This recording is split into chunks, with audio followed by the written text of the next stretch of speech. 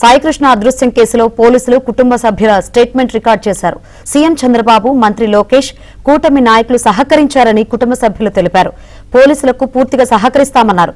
సాయికృష్ణ ఏమయ్యాడో చెప్పాలని పోలీసులను అభ్యర్థించామన్నారు. ఖచ్చితంగా తమకు న్యాయం జరుగుతుందని ఆశిస్తున్నామని తెలిపారు.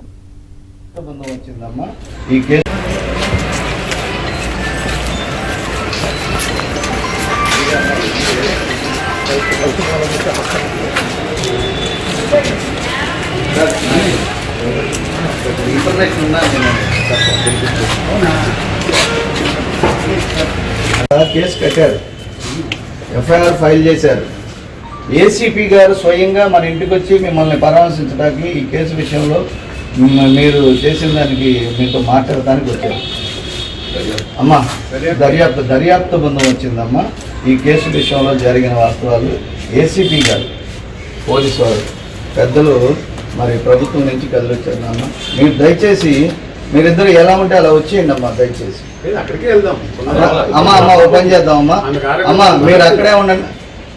అమ్మ వద్దమ్మా మీరు అక్కడే ఉండండి అమ్మా. నేనే వస్తాను ఇంటికాడ. ఓకే ఓకే ఓకే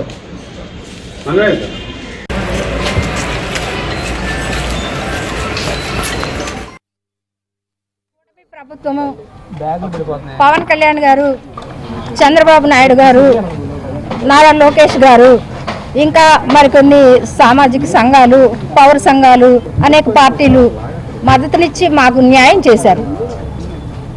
ఈ కేసు విషయంలో మాకు న్యాయం జరుగుద్దని, ప్రభుత్వం నుంచి మంచి సహాయ సహకారాలు, సమాజం నుంచి మంచి సహాయ సహకారాలు అందుతాయని ఆశిస్తున్నాను. మాకు సిపి గారు చెప్పింది ఒకటేనండి, ఇది ఎంక్వైరీ చేసి నేను మీకు న్యాయం చేస్తానన్నారు. అన్న మాట ప్రకారమే వారానికి 5 రోజులు 4 రోజులు 3 రోజులు ప్రోగ్రెస్ మేము చూసామండి. ఇవాళ మీరు చెప్తున్నారు, మేము తెలుసుకున్నాం.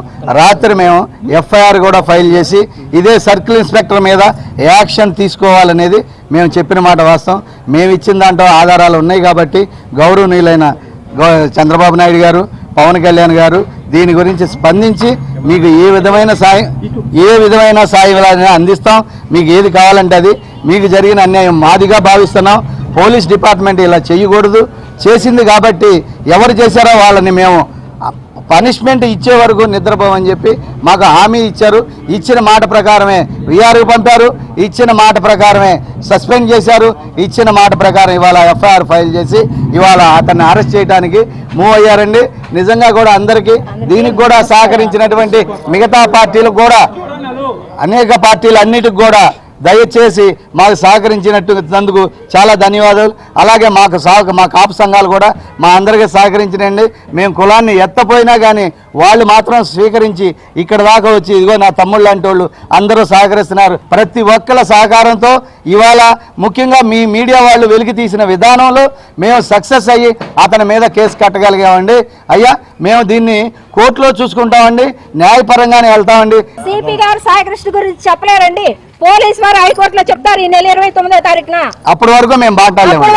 పోలీసులు చాలా మంది పేర్లు చెప్తున్నారు కానీ సిఐ ఒక్కటి మాత్రమే పేరు నమోదు చేశారు. కానిస్టేబుల్ పేర్లు ఎక్కడ కూడా ఎఫ్ఐఆర్ లో లేని పరిస్థితి కనిపిస్తుంది. నెక్స్ట్ ఇప్పుడు ఎంక్వైరీలో అన్ని తెలిసినాయండి. ఎంక్వైరీ చేస్తే ఎంక్వైరీలో మిగిలిన వాళ్ళు కూడా చేరుస్తారు. హామీ ఇచ్చారు కాబట్టి ఇప్పుడు కూడా అడిగేది ఒకటే. ఇవాళ హైకోర్టు కూడా అడిగేది ఒకటేనండి. మొన్న 15వ తారీఖు ఏదో అబద్ధం చెప్పి తప్పించుకున్నారు. రేపు 29వ తారీఖున మీరు ఏం చెప్తారో చూస్తాం. మా బిడ్డను మాకు ఇస్తే ఏ కేసు మాకొద్దు, ఏ రూపాయి మాకొద్దు, మా బిడ్డను దానం చేసుకుంటాం. లేదు ఆడు బూడి తీసినా చాలు. ఒక మాట మక్క రాగండి అమ్మ దయచేసి. ఆ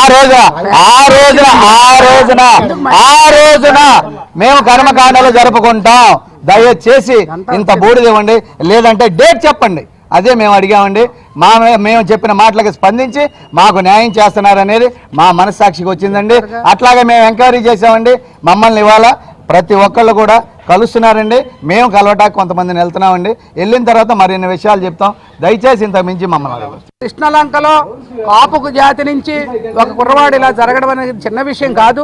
అందరూ కూడా బాగా స్పందించారు, అందరూ నిలబడ్డారు. తల్లిదండ్రులు కూడా చాలా నిజాయితీగా చెప్తున్నారు.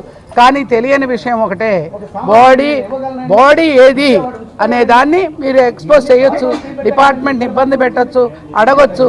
ఒక నాగరాజుకి జరిగిన సస్పెన్షన్ కానీ శిక్ష కానీ బాగా లోతుగా పరిశీలించి లోకేష్ గారు, చంద్రబాబు నాయుడు గారు బ్రహ్మాండంగా రియాక్ట్ అయ్యారు. గద్దె రామ్మోహన్ రావు గారు కూడా నిన్న వచ్చారు ఈ ప్రాంత ఎమ్మెల్యేగా.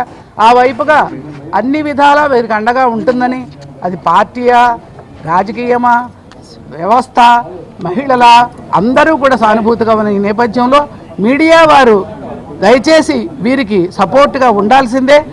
కానీ ఒక ఉద్యమాల్లో పనిచేసిన వాళ్ళగా, ఒక రాజకీయంగా పనిచేసిన వాళ్ళగా, ఒక మహిళా ప్రతినిధిగా ఇప్పటికీ తప్పకుండా క్వశ్చన్ చేయవలసింది ఏంటంటే, ఎన్ని బాధలన్నా పెట్టండి, చంపే హక్కు పోలీసులకు లేదు.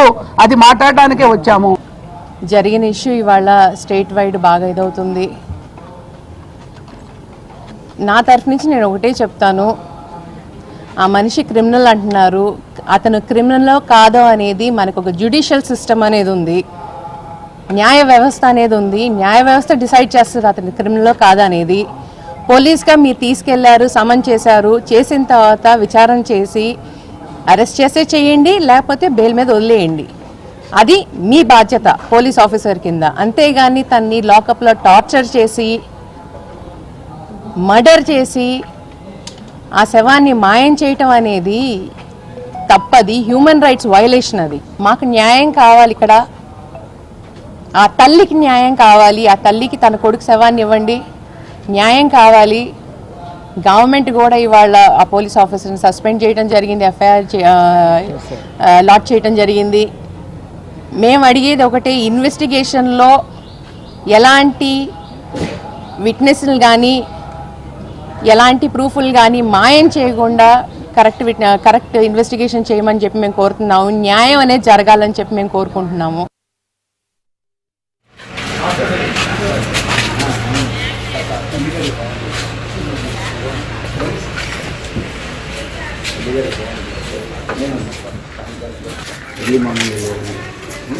నేను మీరు వెయిట్ చేయటువంటి